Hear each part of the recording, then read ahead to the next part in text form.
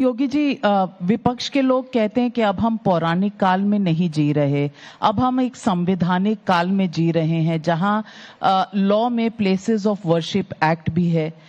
Places of worship act में लिखा है, उनका कहना है कि अयोध्या के बाद अब और कोई जगह नहीं। आप समझते हैं कि प्लेसेस ऑफ वर्शिप एक्ट सही है?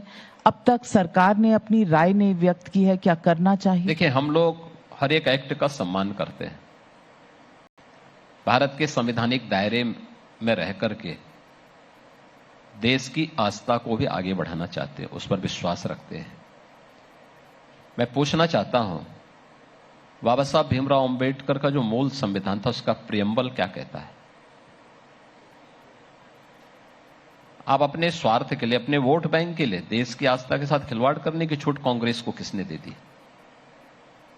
किसने दे दी? अपने सत्ता स्वार्थ के लिए संविधान का गला घोंटने की छूट किसने इनको दे दी? क्या ये सच नहीं है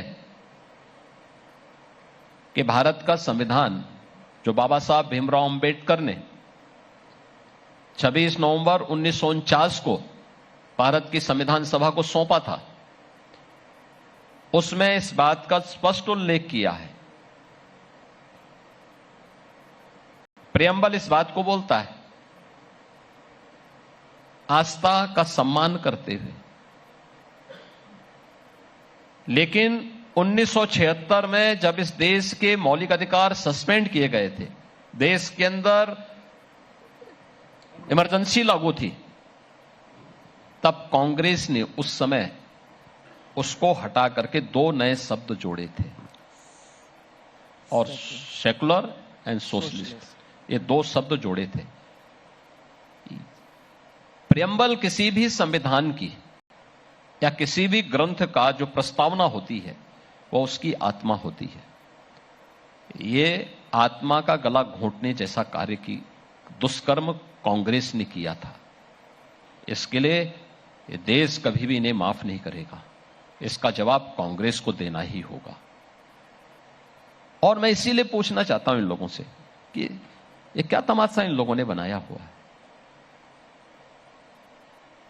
हम मना नहीं करते किसी को, भाई हम तो संवैधानिक दायरे में रह करके सारी बातों को कह रहे हैं। और अगर एक सच्चाई उजागर हो रही है, उस सच्चाई को पहले देखो, परखो, तो स्वीकार करने की बात में होगी। पहले देखो तो कितना और क्या विरासत का सम्मान नहीं होना चाहिए। इसीलिए इन्होंने प्रयागराज महाकुंभ जैसे आयोजन को कभी उजागर नहीं होने दिया, उसे गंदगी का, अव्यवस्था का और अराजकता का अड्डा बना दिया था। अयोध्या में आस्था उमड़ रही है, क्या उस आस्था को सम्मान नहीं मिलना चाहिए? क्या सुविधा नहीं मिलनी चाहिए? काशी में आस्था उमड़ रही है, क्या उसको सम्मान नहीं मिलना चाहिए था? एक भारतीय के नाते मेरा दायित्व बनता है कि अपनी विरासत से जुड़े हुए स्थलों का मैं सम्मान करूं और उन्हें हर प्रकार का संरक्षण भी दूं। संरक्षण आप देंगे तो वो प्लेसेस ऑफ वर्शिप एक्ट तो आड़े आएगा। तो क्या प्लेसेस ऑफ वर्शिप एक्ट 1991 रहना चाहिए या नहीं रहना चाहिए? देखिए, ये तो भविष्य का विषय है। हम वर्तमान में जी रहे हैं और वर्तमान के मुद्दों को ये समाज के सामने भी आना चाहिए कि कौन लोग क्या कृत्य किए थे। मैं पूछना चाहता हूं समाजवादी पार्टी से भी और कांग्रेस से भी, 1976 और 1978 में संभल में जो सामूहिक नरसंहार हुआ था, उससे जुड़े हुए किसी भी अपराधी को आज तक सजा नहीं हुई। क्यों छोड़ दिए गए थे लोग? इनके मुकदमे वापस क्यों ले लिए गए थे? क्या उस समय भी कोई एक्ट था? आप न्याय दिलवाएंगे? देखिए, मैं न्याय दिलाने वाला कौन होता हूं? मैं तो एक प्रयास करूंगा और मुझे लगता है कि उन पीड़ितों को न्याय मिलना ही चाहिए। 184 हिंदू 1978 में मारे गए थे। 8 हिंदुओं की निर्मम हत्या 1976 में भी हुई थी। उनके परिवारजनों को और न्याय भी मिलना चाहिए और उनकी संपत्तियों पे जो कुछ लोग काबिज हो गए थे, वे संपत्तियां भी उन्हें वापस मिलनी चाहिए और हमारा प्रयास होगा कि उन्हें वापस मिले। बहुत बड़ी बात आप कह रहे हैं।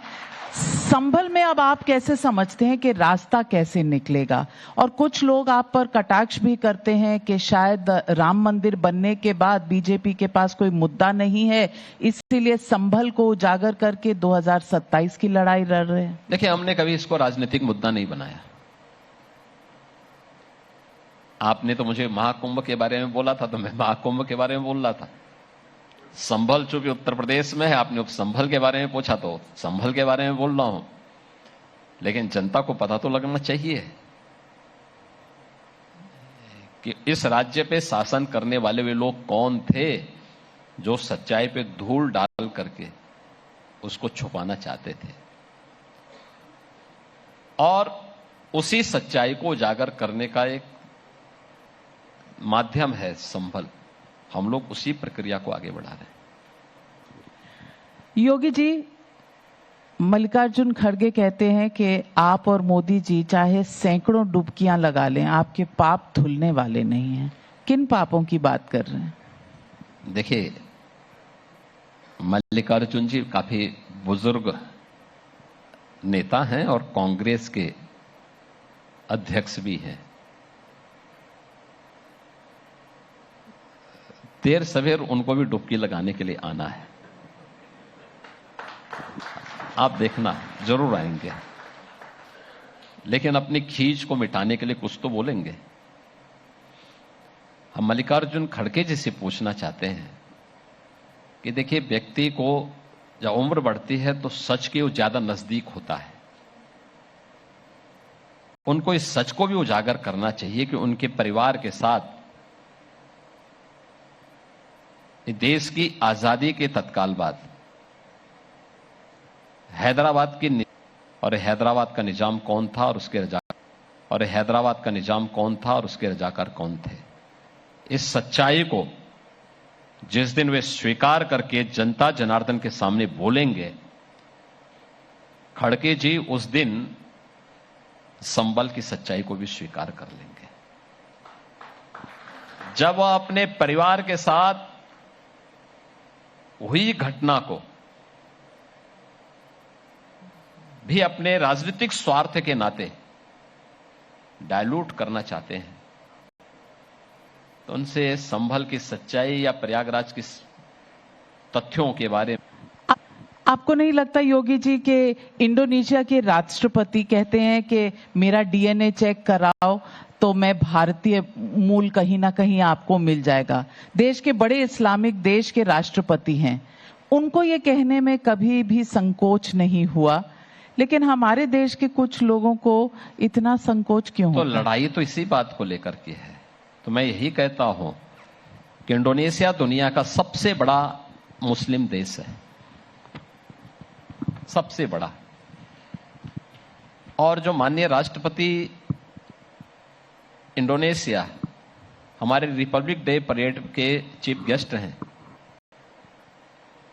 उनका नाम विशुद्ध संस्कृत निष्ठ नाम है, उपासना विधि इस्लाम है। यह है महानता।